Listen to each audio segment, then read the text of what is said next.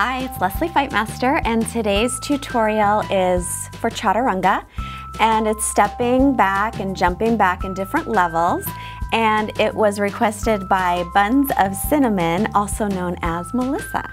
So for Melissa and anyone else who is interested in Chaturanga, here we go. So we'll start just working on the basics of Chaturanga.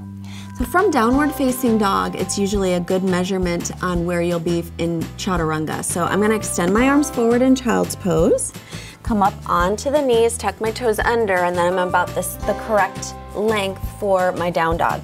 And then I'll stretch back and lengthen, and on my inhale, I'm gonna come forward into plank pose, top of a push-up. Plank pose is a very important component of Chaturanga because in plank pose, I want to press into my upper back. And I want to make sure that my low back does not arch. So I lift the low belly, lift the pelvis and the shoulders about in the same line, and I'll spin my inner thighs toward the ceiling as I firm the legs. And holding plank is a very good way to strengthen. As you are strengthening, you're welcome to hold plank and not even lower into Chaturanga, especially if you have shoulder issues. Or if you're just starting off, knees down to the floor, shift forward about an inch, hug your elbows in, exhaling as you lower all the way down to the floor. And then on your inhale, you would take your cobra or your upward dog, and on your exhale, back into down dog. So that's just beginning for Chaturanga. As you get stronger, come forward into plank, shift forward about an inch, lower down halfway so your shoulders are not going lower than your elbows. Then push with your feet and pull with your hands into up dog, and then exhale into down dog. What I see a lot in my students is I see the shoulders going lower than the elbows. It'll look something like this, right? Or I'll see the back arching, or I'll see the bunsies way up in the air. So we want to try to avoid all of those things.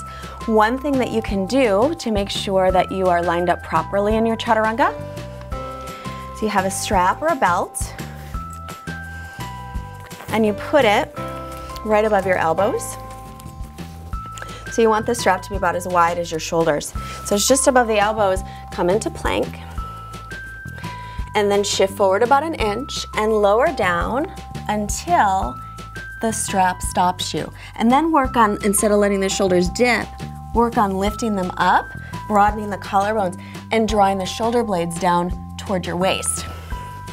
If it's hard to hold it there, which you can probably hear I'm starting to get winded, a block under the thighs can also help to keep the position. So again, from plank, shift forward, lower, and then my legs are being held up a little by the block so that I can practice lifting the shoulder heads and pulling the shoulder blades down. Another thing that I see a lot in Chaturanga is people dropping their head down because they want to kind of see that their shoulders are in line with the elbows. So that's okay to begin, maybe just to see that that's all lined up.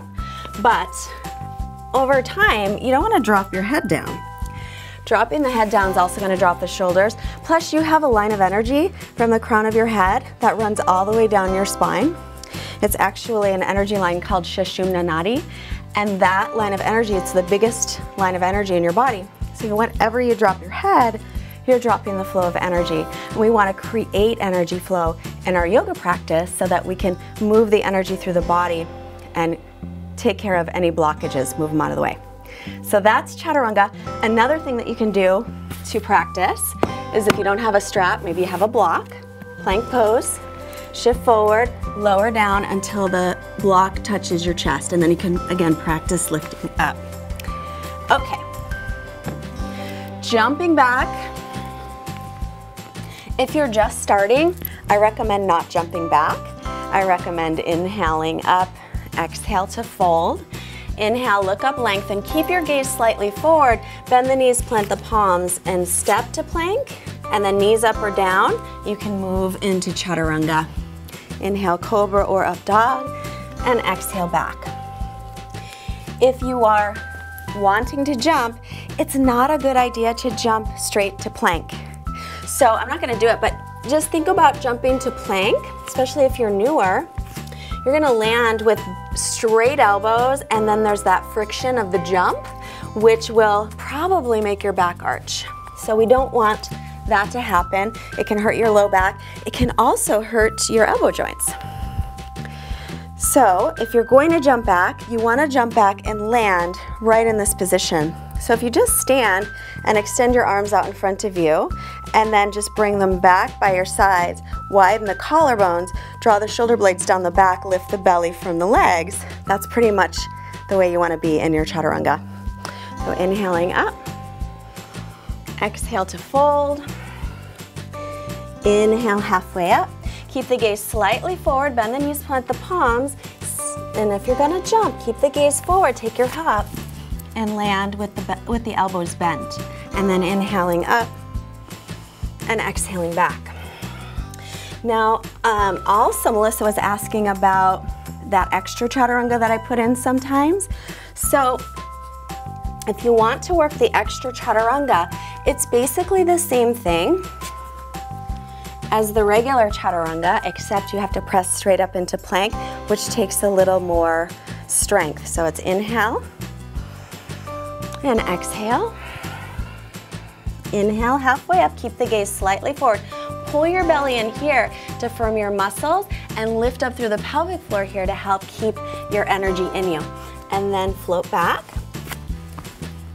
And then inhaling up. So to add the extra one, as you exhale, you'll come back to plank.